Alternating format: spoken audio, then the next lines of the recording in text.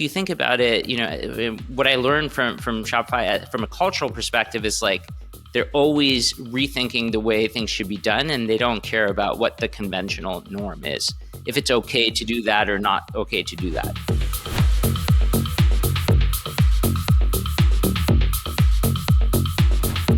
Welcome to the Startup CEO Show. I'm your host, Mark MacLeod. In this episode, I sit down with Aydin Mirzaee, CEO of Fellow. Fellow's goal is to make meetings suck less. We know they've got their job cut out for them. Aydin bootstrapped his first startup to a really successful exit. We talked about the pitfalls of bootstrapping and bootstrapping versus venture capital. Aydin's based in Ottawa, hometown of Shopify. We talked about what he's learned from them. We talked about lots of practical CEO tips like setting schedules and boundaries, being open to trying new things, doing energy audits. Lots of great lessons here. I really hope you enjoy the show. Aydin, welcome to the Startup CEO Show. It's a true pleasure to have you here. How are you doing today? I'm doing great. Thanks for having me on. Yeah, no, it's a real pleasure. Last time I saw you in person, you were walking through Startup or SaaS North in that really crazy smoking jacket. Do you wear that all the time, or is that just once a year for emceeing duties? Yeah, I have a thing for those types of jackets. So I don't very often wear a suit. I have, I think something like 30 black shirts that all look the same. So yeah, basically that's my attire. But then every now and then when we're doing something fun or unusual, I'll wear a jacket. And the minimal amount of work is just to put on the jacket on everything else, which is just like the black attire. I see that you're also complying to the uniform for those watching in video. I don't always actually, but I'm glad for me being on the show, you decided to comply. So yeah, I do that. And then, yeah, I like it because it's different. And so if I'm going to wear a suit, might as well wear something different.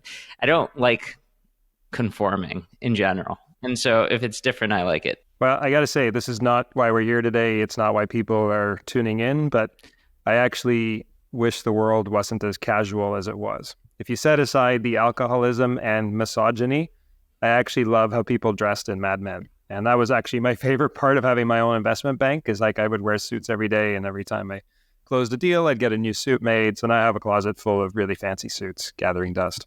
Oh, very nice. Yeah, and nobody should take fashion advice from us, but I will say one fun fact, which is I used to run a men's fashion blog because we had an online suit selling business. This was quite a while ago. Yeah. And it was, my introduction to the world of content marketing, because I would write this blog. I know nothing about fashion, but we had passionate readers. And I think like 30 to 50,000 page views a month. Wow. People reading our fashion advice, and we know nothing about fashion. And so it kind of don't listen or trust everything you hear and listen to. So that's fascinating. I love it. Well, other fun fact, and then we're going to get to the agenda. But back in my VC days, I was the original seed investor in what became Frank and Oak. But at the time, it was ModaSuite, and it was made to measure men's clothes, and had much more of a focus on formal fashion than Frank and Oak ended up having. As it turns out, it's actually really, really difficult to get people to take accurate measurements online. So we moved away from that. But anyway, yeah, I've always loved fashion. Very cool. Yeah, but on to you. And I want to jump right in. You are one of the rare founders who's, had a great exit and on to the next thing. And then you've experienced both worlds. You bootstrapped the first company to what I have to assume is a life-changing exit. And now you're back at it, raising venture for your current company. I would love it if you could just talk to folks about, what's your take on the pros and cons of bootstrapping versus not? Was it a forced bootstrapping path the first time? Anyway, just walk us through anything and everything that comes to mind when it comes to bootstrapping versus not. When we started the last company, I think I was 21, and my co-founders were, second year university going to McGill, and it wasn't our first startup. So we had done something and failed doing it, and the year was 2008 when we started our last company, which was called Fluidware. We made this product called Fluid Surveys. And again, year 2008, everything's going to hell, right? Nobody's buying anything. There's no VC funding out there. And we had tried another startup prior to that. And we had an experience where we tried to raise money, but it didn't really work. And we just assumed that nobody would invest in us. And so we didn't really try. I think like I had something like $18,000 in savings that I figured would, both fund the company, but also last me for maybe 12 months at the time. And through a fascinating series of events, I had to make that last more than 12 months, maybe closer to 24. So yeah, it was an interesting time. So it was mostly because we just assumed that we would fail if we tried. And the other thing was like, we weren't really in a sexy business, if you will. Like we were building online surveys.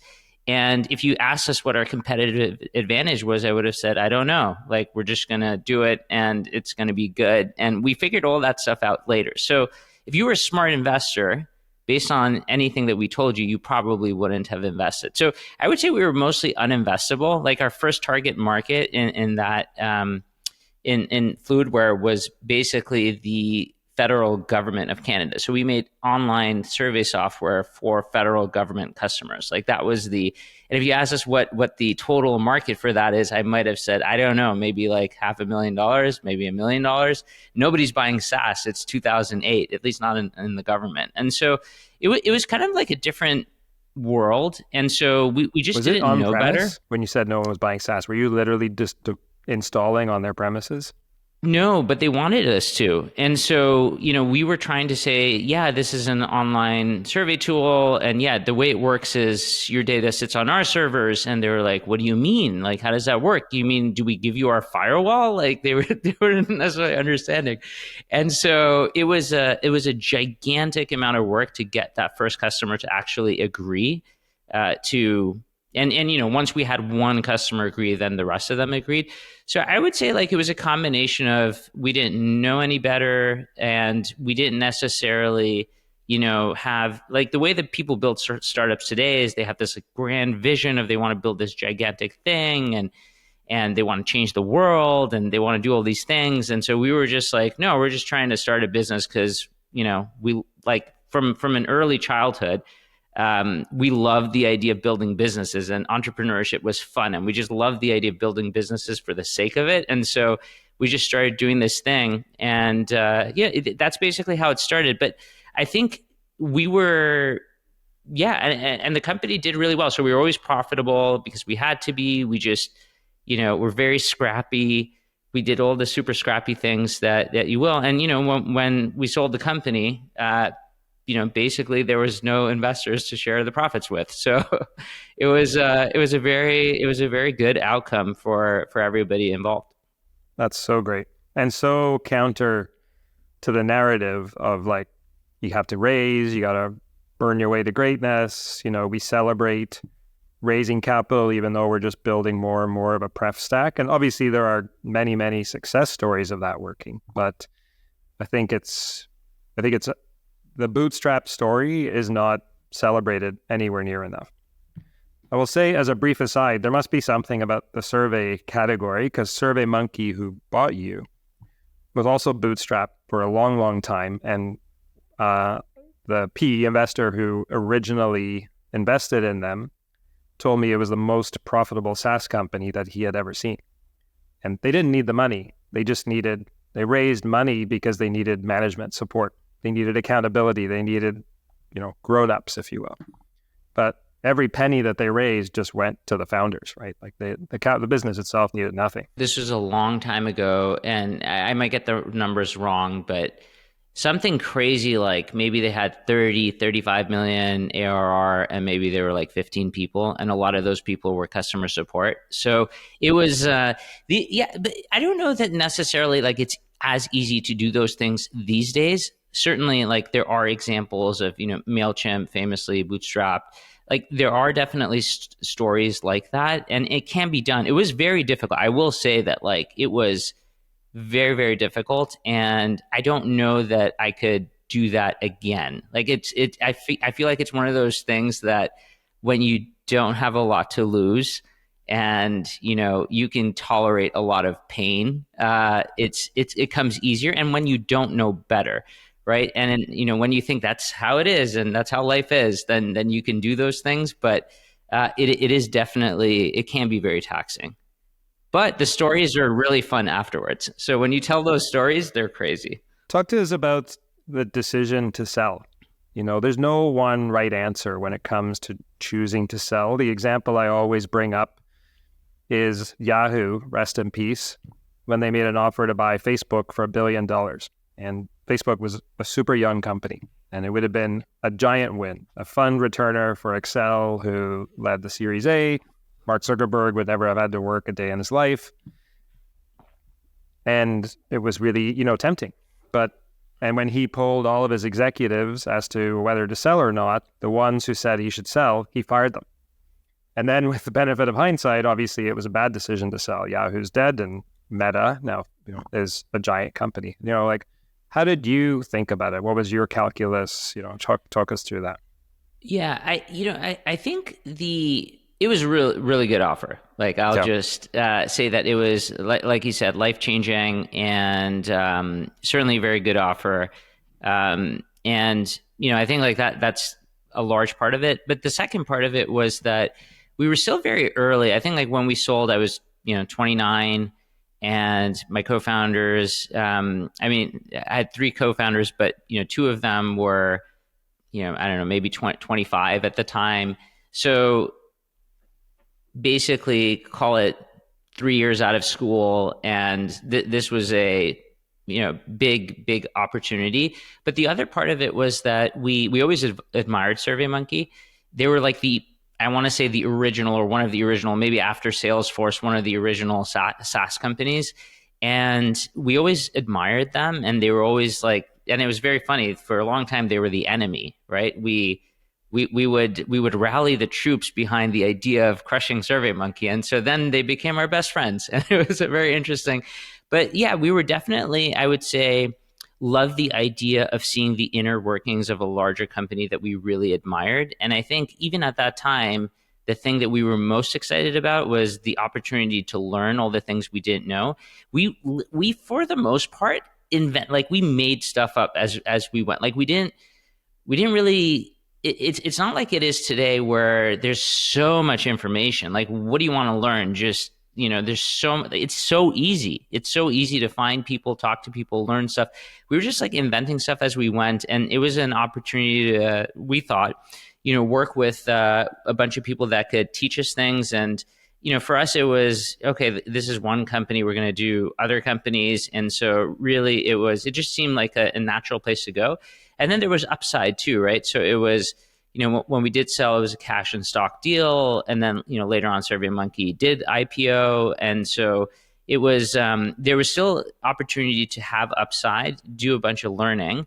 And then the other part of it, I would say, is that at the time, we weren't necessarily thinking about this company, like our startup was going to get to $1 billion in revenue. Like, we weren't really thinking in those terms. And part of it was that we just underestimated how big the survey market was. And, by the way, we also underestimated it when we started. We didn't think it was going to be that big. And then we kept learning that it's bigger than we had ever imagined. And then when we got acquired into SurveyMonkey, we learned it was even bigger than we had thought, after having been in the business for so long. And so, yeah, part of it was that we just didn't necessarily see that this was going to be an enormous company on its own. But now seeing, afterwards and learning a lot more about how big the survey market actually is, I'm sure if we sold in 2014, it's now 10 years later. I mean, it's impossible to predict what would have happened, but I definitely see a path to more than 100 million in ARR for sure. Like during that time, it's just, we just kind of underestimated what, how big the market was, and also how much more the demand got over the course of time. But yeah, don't regret it. I think it was an amazing decision. We learned a lot. Yeah, we learned a lot, made amazing friends, got amazing mentors, saw many things that we wouldn't have seen. And those lessons we're going to take with us, for a long time. So yeah, all in all, an amazing experience. Yeah, that's so cool. So many follow-up questions. I'll try and condense so we're not spending the entire time just talking about this, which we could. But I guess my first question is, how did in my experience, buyers don't just show up and give you a great offer. There's maybe some dating process. Maybe you partner together, which you probably wouldn't have done in this case because you were in the same category. Like, how did it get to that point where they dropped the offer on your lap?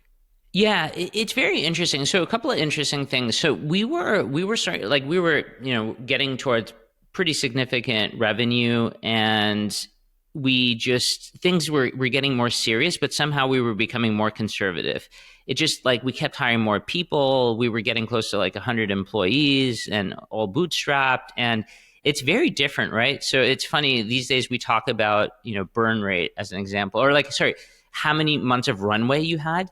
And when I think about back in those days, we at any point in time maybe had 3 months of runway. It's just, we kept 3 months of cash and roughly 3 months of receivables. And that's kind of how we operated. And so we were starting to get more conservative, I found. And one of the things that I had heard is that there was a way where you could raise money. Today, we're talking about the secondary process. And so we thought, oh, maybe there's a way where we can raise some money and potentially take some chips off the table, put some money into the business, and basically de-risk, right? So that's kind of what we were thinking about is there a way to de-risk? So we started to look to raise money and took a trip to the Bay Area, started meeting with some venture folks, and and then I guess in that process, someone told SurveyMonkey, hey, there's this Canadian company, and they're doing the kind of things that you're doing, and they're focusing more on enterprise, and that's the space that you guys want to get into.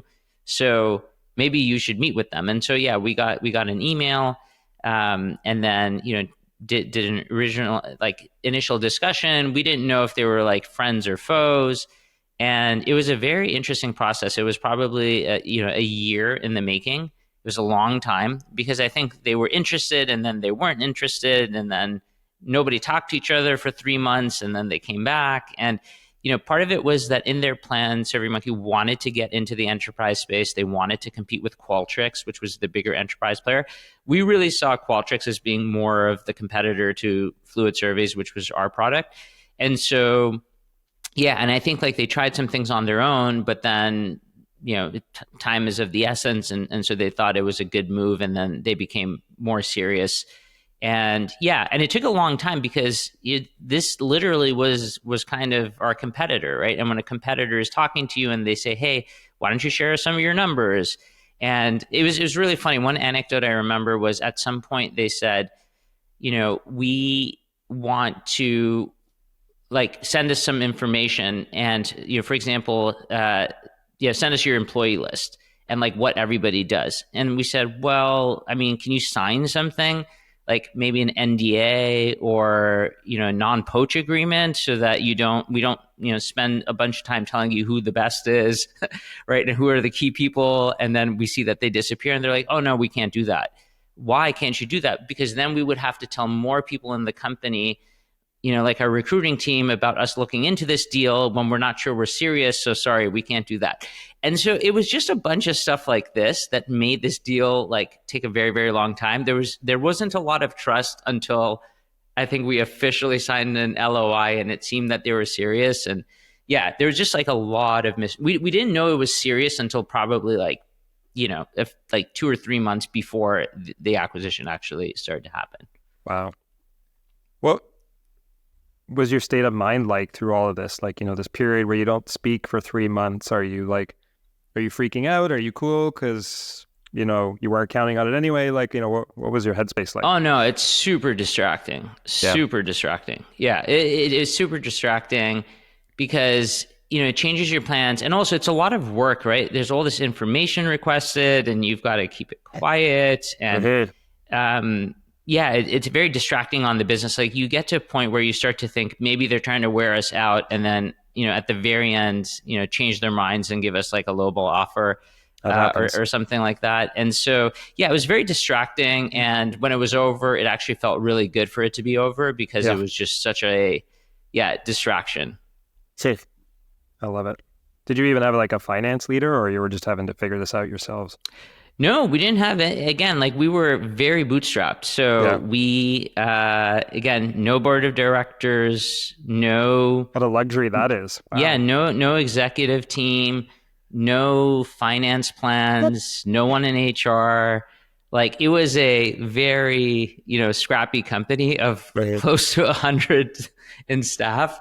And but it worked, right? Like I Yeah. think it was everybody. It was a great culture. Everybody just wanted to build really cool things, and that's what the culture was like: Yeah. building really cool products, and that's what everybody cared about.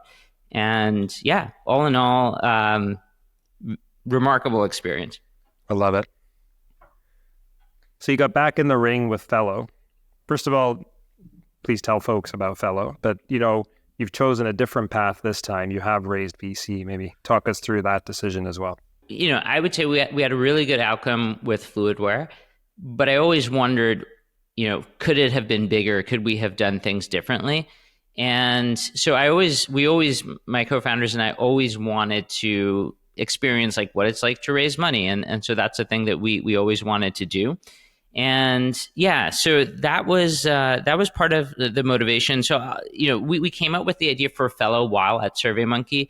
So the original idea was, imagine again, there's this group of really scrappy, startup people, and we get acquired into this other company where we learn all these interesting things. So for example, I had never done a one-on-one meeting in my entire life. I didn't know what that was or why you should meet with someone only on a one-to-one basis. We didn't really have staff meetings. We didn't really have quarterly business reviews. Like we had no structure at all. Like it was a completely different. Whatever you were doing clearly worked.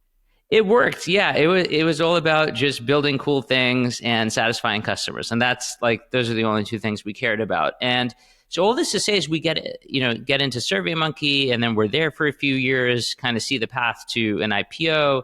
When we were acquired, maybe we were approximately like 25% of their staff, and then it kind of grew, and they grew to, at IPO time, maybe close to 1,500 or so employees. So we just saw a lot of things, right? And so seeing all of this structured management of like, how do you actually organize groups of people in this way was really interesting. And one of the anecdotes that we had in the early days of Fellow was that or in the early days of building Fluidware was that because we didn't know how to build companies, sometimes we would use software tools, and based on the software tools, we would learn stuff about how to build companies. I'll give you an example. So if you know nothing about sales at all, and you use something like a Salesforce, you can kind of like piece it together, right? Oh, I see. It's a contact, then it's a lead, then it's an opportunity, right. And there's a funnel, and you optimize the stages. Oh, I see how this stuff works. Yeah. And you can kind of piece it together, right? And so that's how we would figure out how to do things. And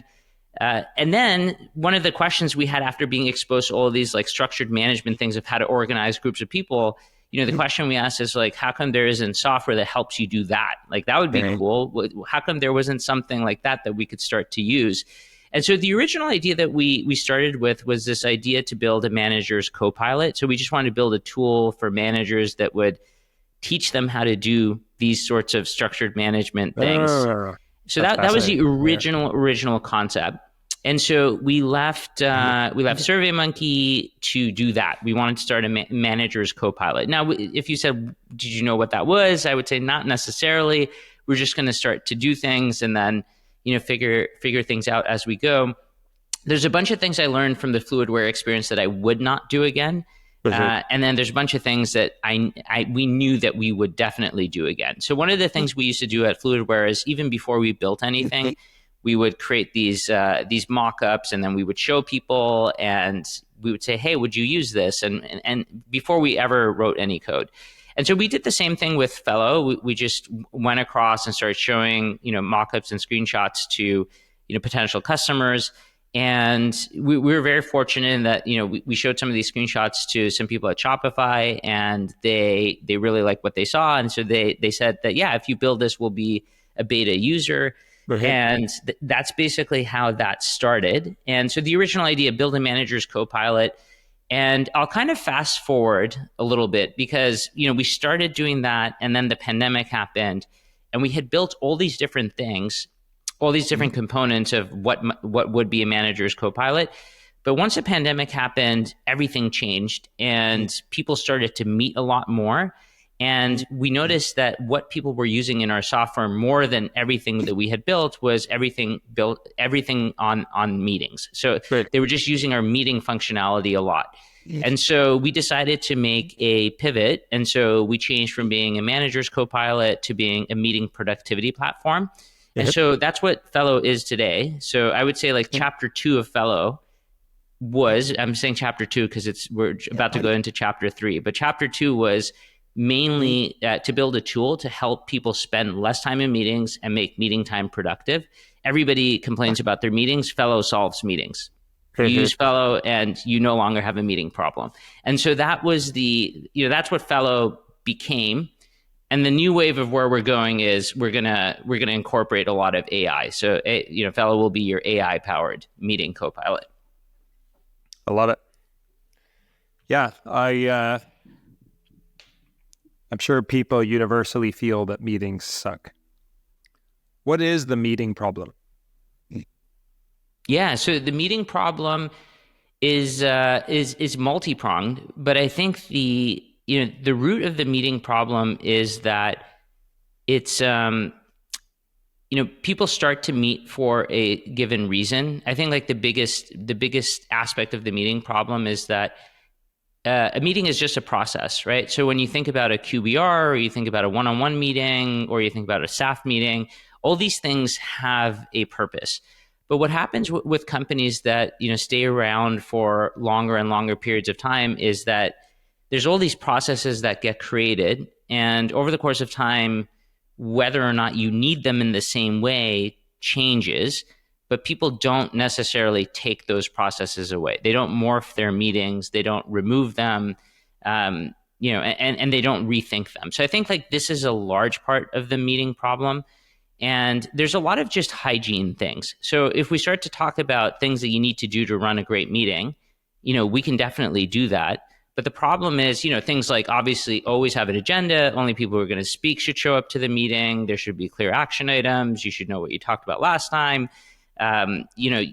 All these different things we can talk about, but it's really hard to do. So everybody knows these things. I don't think I'm going to say a single thing that would surprise people. But the hard part is to actually get everybody to do that and to do that en masse within your company because it's behavior change. And so that's what Fellow does. It makes a behavior change possible and simple so that everybody does it. In any company, there's going to be some people who run great meetings, but most of the people who don't. Fellow makes it easy for everybody to run great meetings. And so that's the way that we think about it. I love it. As an aside, what did you think about Shopify blowing up recurring meetings in everyone's schedule? Yeah, I think it's actually very, very smart. So little known fact, Shopify is a customer, has been a customer for 4 or 5 years now, and they have been doing this for a long time. So it's just that as they've become more and more, I guess, known by everybody. So now whenever they do something like this, everybody finds out. But yeah, no, all this to say is this is a practice that they've been doing for a very long time. And I think it's very smart because it's very hard. It's very easy to add things and it's very hard to remove things. And I challenge any person to be able to say like, oh yeah, we're just going to remove this meeting. Someone in your team is going to say something like, yeah, but it's, we do get the side benefit from having this meeting, or, at least we get to see everybody. We don't get to see everybody. And so by having this meeting, we get to see everybody. Or you know how hard it is? If you do anything for enough of a period of time, it becomes a habit. And we all know how hard it is to get rid of bad habits. Now, I'm not saying all meetings are bad habits, but some of them are. And so by making it okay and saying across an organization, we're going to have this period of time where all of our recurring meetings are going to get removed, then it becomes okay and it almost becomes a forced function. And then after that 2-week period, you can decide, which ones you want to add back. And I think that's a very smart thing. We do it at Fellow. As a matter of fact, it's so good that we actually have built this as a feature within Fellow. So you can do this, across your company. And we built all sorts of functions like if there isn't an agenda to the meeting, it automatically cancels. So we're all about these, we're all about these little things that, again, make the behavior change interesting or easy across the company. Oh, I love that. So good. So what I love about that, and specifically Shopify, is that it is a really good idea to do this kind of purge and do it collectively so that it's okay across the board. But also, like, if you think about it, what I learned from Shopify from a cultural perspective is, like, they're always rethinking the way things should be done, and they don't care about what the conventional norm is, if it's okay to do that or not okay to do that. I was only involved with Shopify for a brief time, kind of pre-Series A and leading up to the B. And I was brought in by Toby because I knew about SaaS and, new metrics and stuff, and they were trying to figure all that out. But I come in as, like, a black and white finance guy, like, this is the way you do things. And to the extent that he and I had disagreements, it was exactly what you just said. He completely bristled at the notion of, like, this is the established practice. Everything had to be defended on first principles and had to have merit. Otherwise, he didn't even want to hear about it. So I'm not surprised to hear that he still operates that way. And, a couple of follow-on things here, like, for my CEOs today, I'm always encouraging them to ask, literally in every meeting, how can we go faster? Because speed is everything, right? All else being equal, getting to the same place faster is more valuable. The rate at which you grow is the largest driver of your valuation, right? It's the magnet that attracts talent, customers, investors, strategic buyers, you name it. And speed is not necessarily about doing more. It's not about working 10 hours if you're working 8. It's actually what you're talking about. Often it's about removing things that no longer deserve to exist.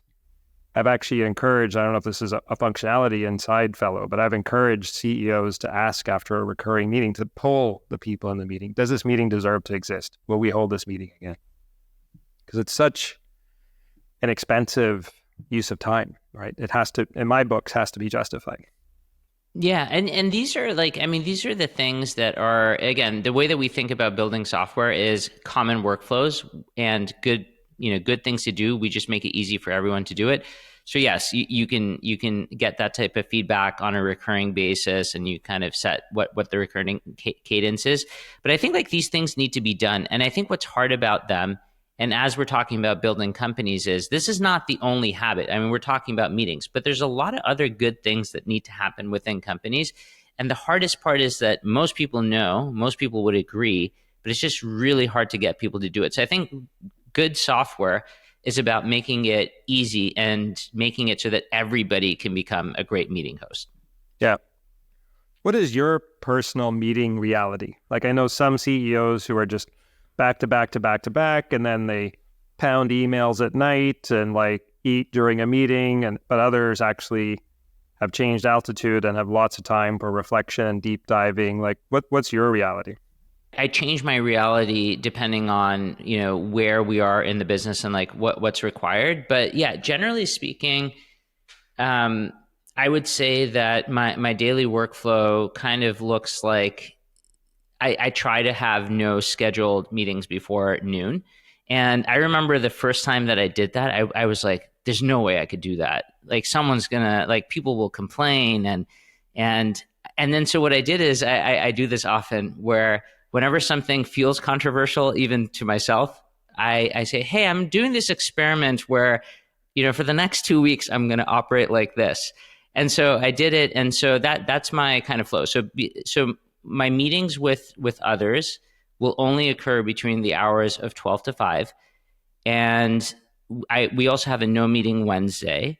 So basically, it's either Monday, Tuesday, Thursday, or Friday, and only between the hours of 12 to 5. 20 hours a week. Yeah, but then even then, so the absolute maximum is 20 hours a week. But generally speaking, like, I like to keep it closer to 15. And that's an active process. So what that means is, like, there's a lot of stuff that I'm involved in, and I start to be involved in, I just have to make sure that I don't continue to be involved in them over the course of time. So there's a lot of things like from a technology perspective that makes this stuff easy. So for example, at Fellow, we record all meetings. And again, it might sound controversial, but we record our one-on-one, like I record my one-on-one meetings. And the reason that I do is because, again, obviously because Fellow offers the functionality, but also because it makes it really easy for me to share clips of things to other people. It just makes communication way easier to do. So every meeting's a podcast. Every meeting is a podcast. We basically put on a show. And so the other nice thing about it is that for the things that I don't want to be involved in, again, it's a way that I can stop being involved in it. So my favorite meeting in the company is our growth team meeting. I love it. Like it's the thing that gets me the most excited is every time I go to this meeting. But I know that I need to stop going to it because it's that phase where now I need to shift my focus to other things. But the way that I wean myself off of it is I say, well, the meeting's going to be recorded, so I get to watch it afterwards at double the speed. And so I can get enjoyment doing that. And so maybe I'll do that, while driving or like at the gym or, in another place. And so it just becomes content consumption for me and it enables it. So I think that there's a lot of practices you can do. What I find is that for me, generally speaking, like I like to keep the maximum number of meeting hours to 15 per week. And that includes like if I do a podcast or something like that. I need to leave enough creative time for me to be able to, I think the analogy I like to think about is like, I need to be on the deck looking out, making sure we don't hit an iceberg, but also seeing where the promised land is and making sure the ship points in that direction and then explaining what the promised land looks like to people on the ship so that they, in the engine room so that they can get excited even though they don't have a view of what that actually is. That's a great analogy. Speaking of analogy, so this notion of you stopping doing things brings a thing up for me, a concept for me that I talk about a lot, which is like the barbell approach to management. When I think about a CEO needs to be like a project, right? You need to be involved up front to define, well, first of all, why are we doing this? How does it tie to our broader mission and vision? So to give the context and to define success, right? You're the ultimate judge of quality. You have the highest bar. No one cares more than you. So you define this is what success looks like for this project. And then you should be involved at the end to be that judge. Did we hit the success criteria? Is this a go? But in that messy middle, you should be largely not involved, right? Other than for exceptions and issues. But so many of the CEOs that I meet kind of before coaching, and a lot of times why they come to coaching is because they just can't keep up anymore. But when I look into their schedule, they're in that messy middle. They're in those growth meetings. They're in the marketing meetings. So I love that you're actively curating and thinking about what to take out of your schedule. The only thing that I would say is that, again, you have to have enough people in the company. So it's hard to do that when you're 3 people, right? There have to be enough people. But at scale, definitely that's the idea. And there will be exceptions. And one of the things I like to do is let myself get hands-on with at least one thing at a time. So I usually have some passion project where I'll say like, this particular project I'm going to take a liking to, and I'm going to get my hands dirty with that one, but that's it. I'm not allowed to have 2. And so that's the way that I like to think about it. But it's an active process because the natural state is for you to take things on and the business grows or it takes different forms. And if you don't actively curate, this is a very basic one and it's everybody talks about it. I had never done it, but the super basic principle of the energy audit, just, print your calendar, what's energy draining or what gives you energy. And you can't do anything in the middle. It's either one or the other. And then actually doing it, everybody talks about it, but I actually challenge you to really do this. And then it's really funny, like the first time that you're thinking, and rule of thumb, like if you can get to 75, 80% of, only doing things that give you energy, the first time when you have that thing in the red and you want to say like, I don't want to do this anymore, and you feel guilty and you're like, no, there's no way I could like not do that. Yeah, And then I go back to my, hey, everybody, I'm running an experiment for the yeah. next 2 weeks where I'm not going to do this. And then it kind of like eases into it. Even some basic things, like when I think about my one-on-one meetings, one of the things that I used to think about was, my one-on-one meetings used to be, 1 hour every single week with each person. And, there was some, we did some organizational changes, and like there was a brief period of time where I had to have our entire marketing team reporting to me. So I had some ridiculous number, like 12 direct reports. And so I just said, hey, well, I'm doing my one-on-ones on Monday and I can only do 5 hours. So everybody gets crammed down to half an hour each. And so we proceeded that way and it worked well. And so now I don't have that situation. We have a marketing leader in place, but I'm keeping the half an hour idea because it tends to work. And again, I think like these things, it depends on how long you've been working with the people on your team. If someone just started, when an executive starts, I meet with them every single day for like the first 30 days. Like there's a lot of things but if you've been working with someone for 3 years, it doesn't, you don't have to spend that much time. But if you have it blocked, you will spend the time. Yep. Oh, it's so true. On that kind of related to energy audits, I wanted to ask you about superpowers. My belief is, like in a utopian world, every person in a company, their role would be based on their superpower. And like your yin would be offset by my yang, and that the world doesn't work that way, obviously. And startups especially are dynamic. But I really believe that a CEO's role should be built around his superpowers. And then the way you design your leadership team is based on that, right? And so I'm wondering, to what extent do you know what your superpowers are, and to what extent have you built the company around them? Yeah, there's this have you read the book, The Big Leap? I have not. I've heard of it, but I've not read it. Yeah, it's Gay Hendricks, the author, and he talks about these, 4 zones of like the zone of incompetence, competence. Is that where Zone of Genius comes from? Yeah, that's where Zone of Genius comes from. Now, here's a super interesting thing about that book. For a long time, I first learned about this concept from Matt Mosheri, who's another CEO coach. Yes, the great CEO Within. Yeah, Great CEO Within, which is a great book. And I first learned about this from him. And I was like, I don't need to read that book because I already understand this concept. But the book actually has a lot more in it. And I strongly recommend everybody read it because of all the things outside of the zone of genius. It's actually really good. But on the zone of genius thing, I think like the tricky thing is the zone of excellence is a zone where you're good at the thing. You may even be the best person at your company to do that thing. But if you do it for enough time, it just, drains you. And so it's not fulfilling. But the zone of genius is, you can do it, you can be great at it, and it also fulfills you. And I think it's just like figuring out over the course of time, like what are things that are in that zone of excellence. And I think like the zone of excellence trap is where it is. And by the way, like I get into that as well. And then I think especially we're recording this in December, especially like during these times, this is the moment of reflection where I think about what's in my zone of excellence. And, when you go through this process, you start to realize that there are actually people who get energized and fulfilled by those sorts of things that don't necessarily give you those feelings. And so, yeah, it's just an active process of being able to go through that. Yeah, I love it. So you're based in Ottawa, Canada.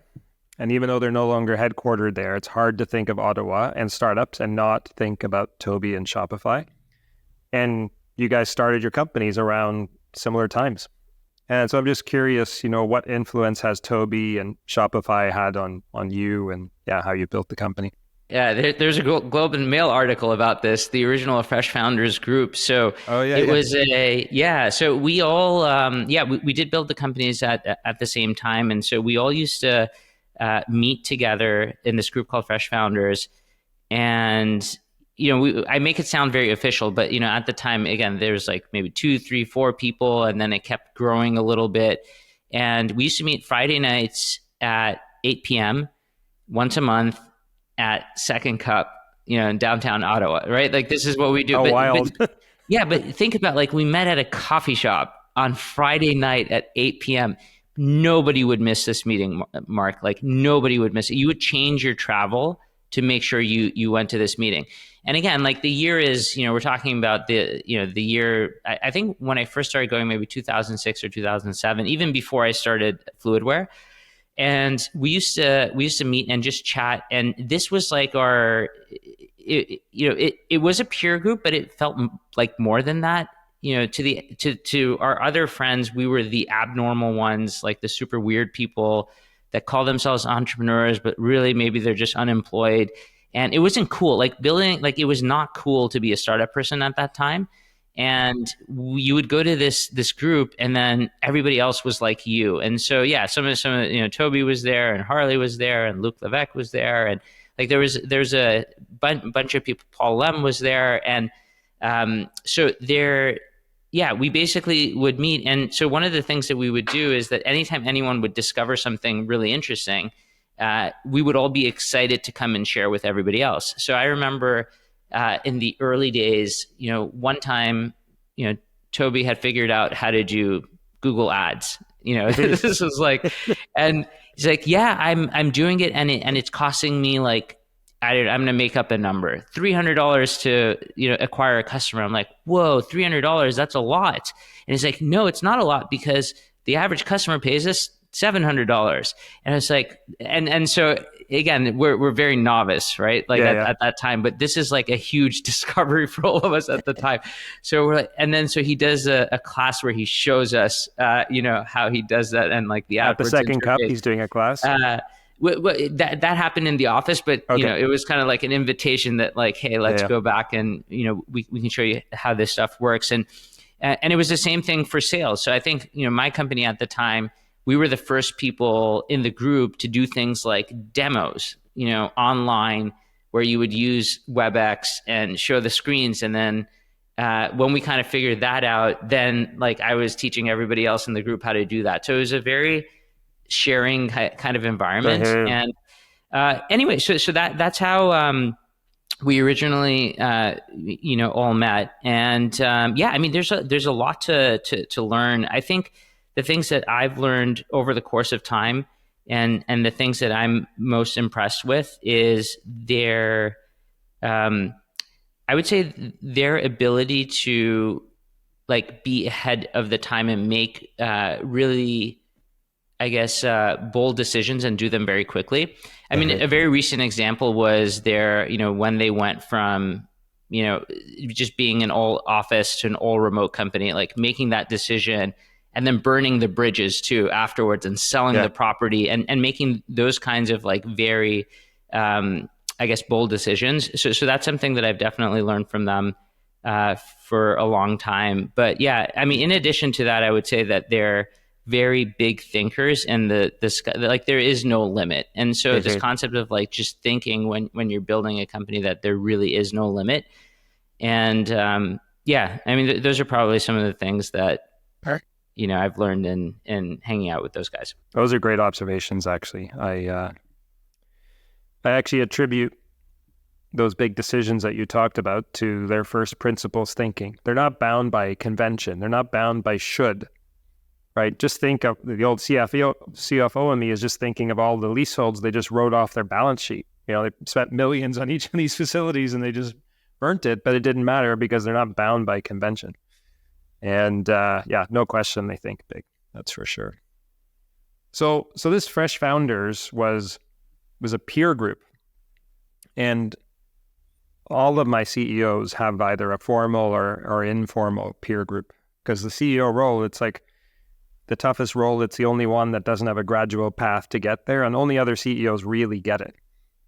So do you have something like that today? Fresh Founders still is thriving and strong, and now there's a lot of companies there. I am a part of 2 or 3 other ones as well. It is super, super valuable. I think the groups, nothing comes to the magic of what Fresh Founders was. And I think part of that was it was such a formative time, and like we were all building and discovering at the same time, and it was all in person, and we got to see and hang out. I'm part of other ones that are very, I would say, I learn a lot every time I go. And it feels like you're learning, even when you're learning about other people's problems, these are all case studies, and you're just increasing the number of things that you've seen, and your pattern recognition keeps getting better. But I think like hanging out in person actually makes a very big difference. And so there's something I go to in Ottawa as well that Invest Ottawa organizes, which is also really good. But yeah, I definitely try to do at least something once a month. I love it. I know we're getting close to the finish line here. Maybe I'm going to ask you just one final 2-part question. What's the best part about being CEO for you, and what's the hardest part? Yeah, so I think the parts that I enjoy the most is I love the entrepreneurial aspects of it. So basically being able to dream into the future, dream really big, and then convince everybody else that what you think is actually possible, and to encourage people and rally the troops. And that's the stuff that I love the most. And when I'm my best self, that's the stuff that I spend a lot of time doing, really focusing on vision, direction, strategy, rallying the troops, encouraging everyone, and making it a really fun place to work. Like those are the things that I love doing. The challenging stuff is I think a lot of operational things, if I'm speak very candidly, a lot of the operational things probably lie in my zone of excellence, I would say. In that, I do them, I can do them, I can be really good at them, but they don't fulfill me in the same way. And so I think as CEO, you always have to do a little bit of both, right? Like maybe when you're at super scale, that kind of changes. But so it's just a matter of, I just have to be careful to balance these two things to make sure I get enough of the thing that's super energizing. And it turns out that when I spend time there, the company benefits the most too, which is the interesting part. So I think like the challenge is to always like think that way and make sure that I spend the most time in what I think is my superpower. I love that. Well, so many great lessons here for other CEOs to hear. And I really love all the little anecdotes and stories you shared along the way. I've been in that second cup many times. I can literally picture you guys there on a Friday night geeking out. Thank you so much for taking the time with us today. Yeah, this was really fun. Thanks for having me. My pleasure. Take care. Hey, thanks for listening to the Startup CEO Show. If you'd like to connect with me, be sure to visit my website at markmacleod.me, or follow me on LinkedIn at @themarkmacleod, or Twitter at @markmacleod_. And if you want to tune in again next week, be sure to subscribe on YouTube, Spotify, Apple, or wherever you get your podcasts. We'll see you next time.